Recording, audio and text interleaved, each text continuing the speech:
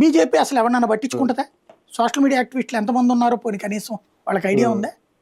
2 తెలుగు రాష్ట్రాల్లో వీళ్ళకి ప్రయోజనించే కూర్చోలా వ్యవహరించినటువంటి వాళ్ళని ఎవరన్నా ఎప్పుడైనా పట్టించుకుందా? లేదు.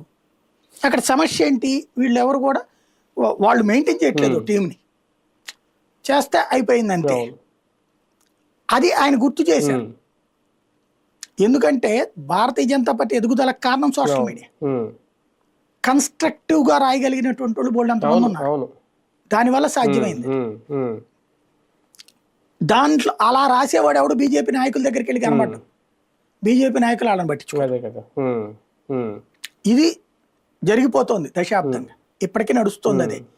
ఈ రాసే వాళ్ళందరూ ఏఆర్ఎస్ఎస్ భావజాలమో హిందుత్వ భావజాలం నుంచి వచ్చినటువంటి వాళ్ళు, దాన్ని వీళ్ళు క్యాష్ చేసుకుంటున్నారు. అంటే ఓకే ఇలాగ ఉండొచ్చు కానీ అది ఆయన గుర్తు చేయడంతో పాటు మనకి తెలంగాణలో టెంపో ఉంది, దాన్ని మీరు క్యాచ్ చేయండి అని చెప్పారు.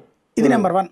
అంటే జగన్ ఆంధ్రప్రదేశ్కి వచ్చేటప్పటికి నేను అనేది అదే. ఆంధ్రప్రదేశ్కి వచ్చేటప్పటికి ఆయన చెప్పినటువంటి పాయింట్ ఏంటంటే, జంగారె మనకి ఒక్కసారి మీరు గుర్తు తెచ్చుకోండి, కంపేర్ చేసుకోండి. అంటే ఆయన మిగతా చంద్రబాబు అద్భుతం, జగన్ని తిట్టండి ఆయన ఏం మాట్లాడారు అసలు?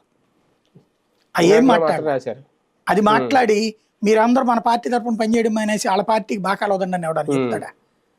అందులో నరేంద్ర మోడీ లాంటి కట్టర్ భారతీయ జనతా పార్టీ నాయకుడు.